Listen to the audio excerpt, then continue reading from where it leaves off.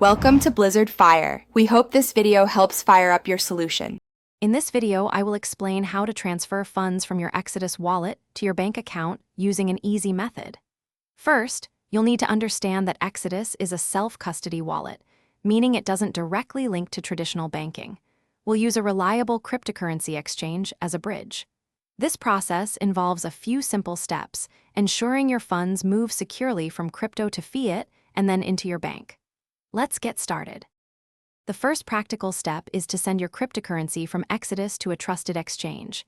Select an exchange like Coinbase or Binance, which offers robust security and supports the specific crypto you hold. On the exchange, find the deposit address for your chosen coin. Then, in your Exodus wallet, select that cryptocurrency, click Send, paste the address, and enter the amount. Double-check everything before hitting Send. Crypto transactions are irreversible. Now that your crypto is on the exchange, it's time to convert it into fiat currency. Go to the Trade or Sell section of the exchange. You can either sell your crypto directly for your local currency, like US dollars or euros, or first convert it to a stablecoin, then to fiat. Pay attention to trading fees, which are usually around 0.1 to 0.5% per transaction. Confirm the sale, and your fiat balance will update. The final step is to withdraw your fiat currency to your bank account.